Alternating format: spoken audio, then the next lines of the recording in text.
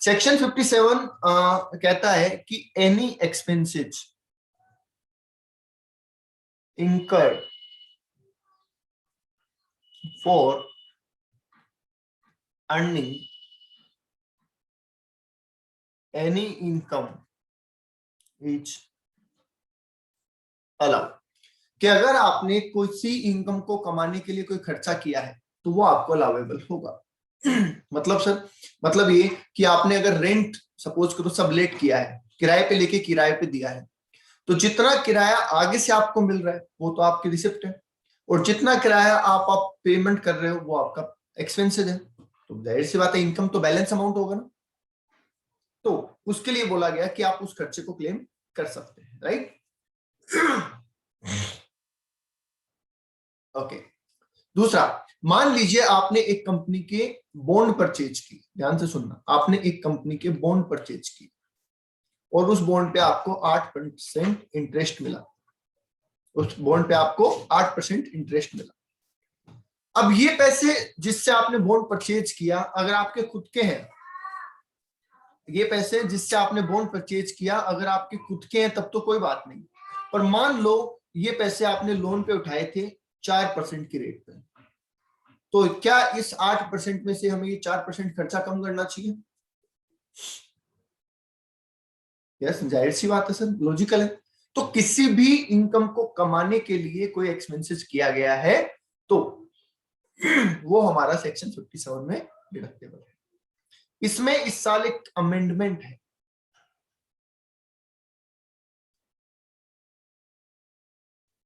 जो कि बड़ा इंपॉर्टेंट है। इसमें इस साल एक अमेंडमेंट है फाइनेंस एक्ट 2020 से, जो कि इंपॉर्टेंट है। हमने लास्ट क्लास में डिविडेंड पढ़ा था, तो पहले क्या होता था कि dividend pay company dividend distribution tax देती थी, पर अब उसको हटा दिया गया। तो जब डिविडेंड डिस्ट्रीब्यूशन टैक्स हटा दिया गया तो वो डिविडेंड टैक्सेबल हो गया, किसके लिए? For share holder, right. मतलब ये डिविडेंड पहले शेयर होल्डर के लिए टैक्सेबल नहीं था, टैक्स फ्री था, पर अब तो टैक्सेबल हो गया। और पहले ये बोला जाता था कि भाई कोई इनकम अगर टैक्स फ्री है तो उससे रिलेटेड खर्चे की छूट नहीं मिलनी चाहिए, और लॉजिकल बात है कि जब इनकम ही टैक्स फ्री है तो उससे रिलेटेड खर्चे का क्या मतलब है, समझ गए। पर अब कहा गया कि जब डिविडेंड को टैक्सेबल कर रहे हो आप तो इससे रिलेटेड खर्चे की हमें छूट भी दो। बोलो, तो सही बोला गया कि जब आप डिविडेंड को टैक्सेबल कर रहे हो तो डिविडेंड कमाने के लिए अगर हमने कोई खर्चा किया उसकी भी तो छूट दो हमें। बोलिए, बात सही है। तो जब ये सवाल उठा तो बोला गया कि ओके डन, आपकी बात से हम एग्री हैं, डिविडेंड कमाने के लिए आप जो खर्चा करेंगे उसको हम लेस कर देंगे। अब सवाल ये आया कि डिविडेंड कमाने के लिए खर्चा होता क्या है, तो बता सकते हैं? डिविडेंड कमाने के लिए आप क्या खर्चा करेंगे?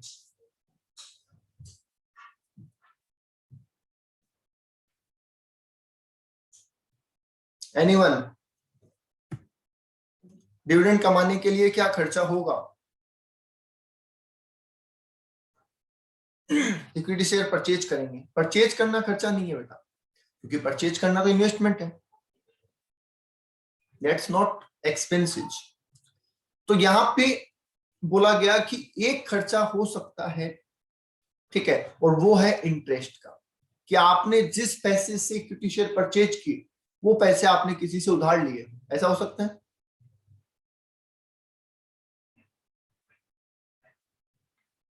हो सकता है सर। तो इसलिए इंटरेस्ट एक्सपेंसेस अलाउ किए गए, पहली बात। अब दूसरी बात, ये इंटरेस्ट एक्सपेंसेस भी मैक्सिमम 20% ही अलाउ किए गए।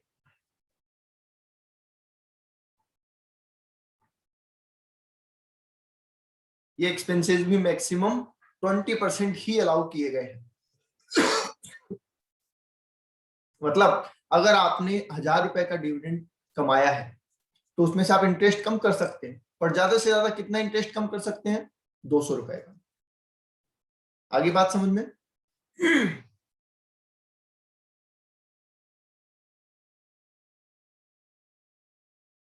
बोलो बेटा, रिप्लाई फास्ट।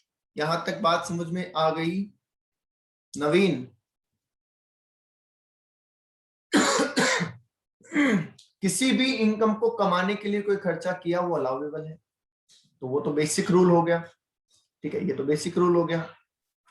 फिर कहा गया कि सर डिविडेंड इनकम जो पहले टैक्स फ्री हुआ करती थी अब टैक्सेबल की गई है, नहीं नहीं, तो नहीं जब टैक्सेबल की तो इसके लिए खर्चा भी अलाउ करना पड़ा। तो इसके लिए बोला गया कि हम सिर्फ एक्सपेंसेस के खर्चे की छूट देंगे, और वो छूट भी मैक्सिमम 20% ही हो सकती है।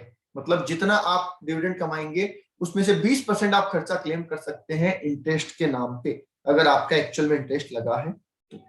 ये भी ऐसा नहीं झूठा, झूठा नहीं, एक्चुअल में लगा है तो क्लेम कर सकते हैं, पर मैक्सिमम 20%।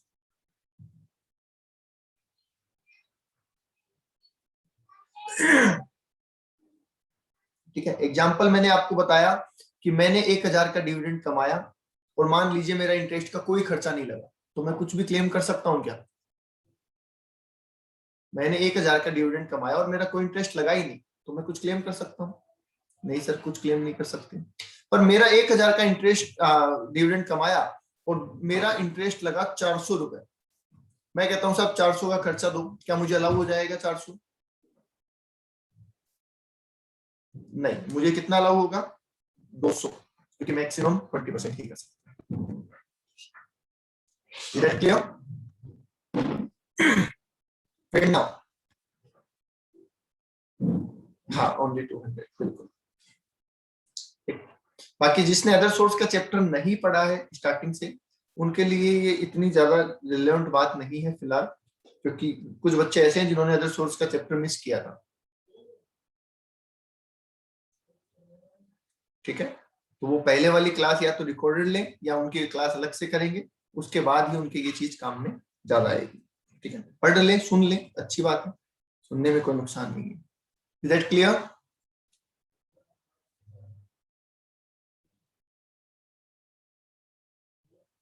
ओके, अब आ जाइए आगे।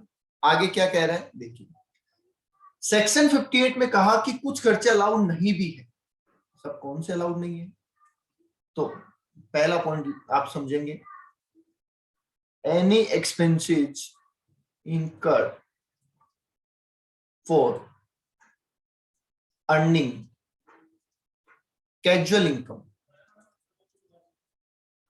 कैजुअल इनकम को कमाने के लिए कोई खर्चा किया गया है तो वो अलाउड नहीं है। कैजुअल इनकम समझते हैं आप?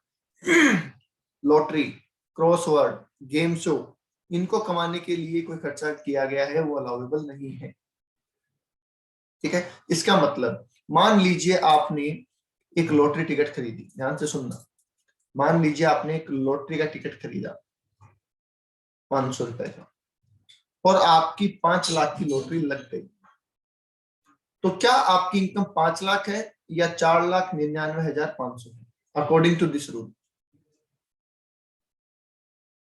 5 लाख है, बिल्कुल ठीक है। ये 500 रुपए आपका खर्चा अलाउेबल नहीं है।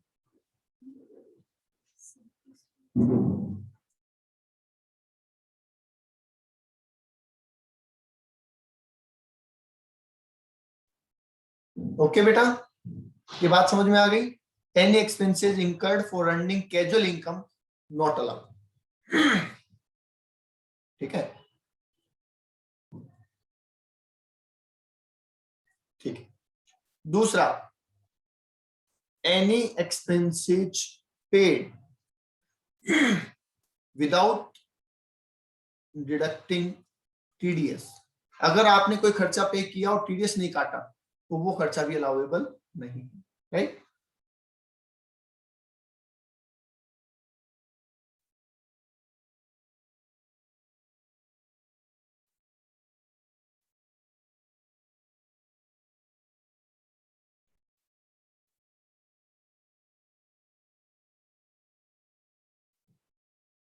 हाँ जी, any expenses paid in cash, any expenses paid in cash in excess ₹10,000, वो भी अलाउड नहीं, जैसा हमने बीएनपी में पढ़ा था।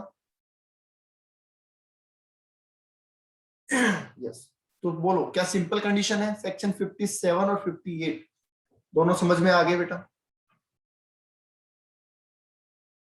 तो अब आपका अदर सोर्स कंप्लीट होता है।